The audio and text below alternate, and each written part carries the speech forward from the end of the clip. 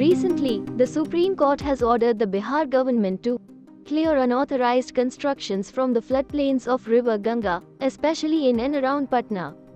The order came on an affidavit filed by Bihar identifying 213 unauthorized constructions near the river while hearing a plea filed by Patna resident 𝐼𝐨𝐫 against the order of the National Green Tribunal dismissing his plea against illegal constructions and permanent encroachments on the eco-fragile floodplains. The plea contended that the tribunal passed the order without examining the detailed particulars of the violators encroaching upon the Ganga floodplains in Patna submitted by the appellant. Arguments made by appellant: the illegal and unauthorized constructions and permanent encroachments on the floodplain of Ganga are creating tremendous amounts of waste, noise and generating vast quantum of sewage. They are aggravating the risk to life and property of the dwellers occupying the surroundings since every year the areas stated in preceding paras go down under flood waters. The illegal constructions were obstructing the natural course of the river.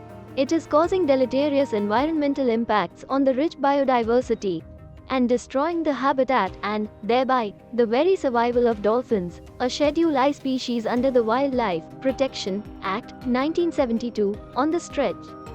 The plea stated that the tribunal failed to note the fact that a clean Ganga was vital and essential to meet the drinking and domestic water needs of the 5.5 lakh population of the city, as the groundwater in the district was contaminated with arsenic.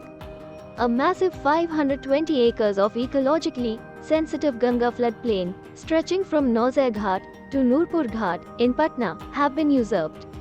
This stretch is prone to recurrent floods every year. Why floodplains need to be protected?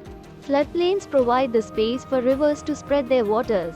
When this space is missing due to encroachments, the river surges up and creates destruction.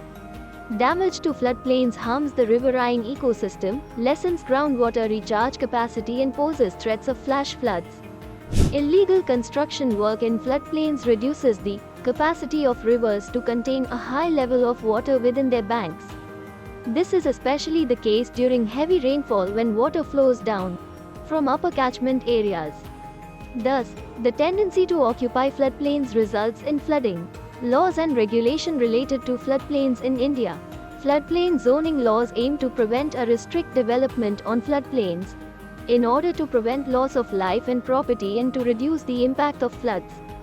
Floodplain zoning is firmly within the state government's ambit as it deals with the land along the river banks, and land is a state subject under Entry 18 of List 2. The central government's role can only be to issue advisories and prescribe guidelines. The Central Water Commission developed floodplain zoning guidelines, which were circulated by the Indian government in 1975.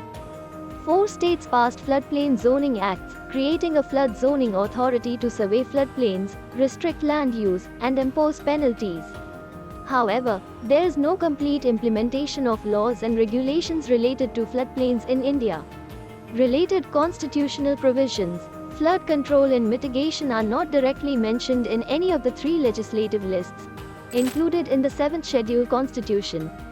The National Disaster Management Authority, NDMA, in 2008 has issued guidelines for states for floodplain zoning as an important, non-structural measure to mitigate floods. It suggested that areas likely to be affected by floods in a frequency of 10 years should be reserved for green areas like parks, gardens and others, while concrete structures should not be allowed there.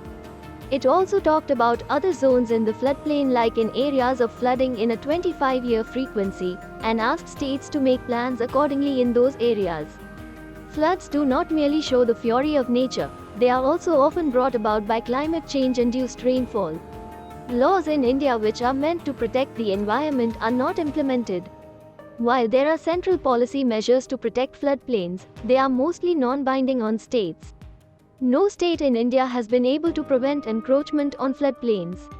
This makes it increasingly important to implement changes in our floodplain zoning policies and take affirmative steps to prevent encroachments in floodplains, especially in a region like Patna, which is densely populated.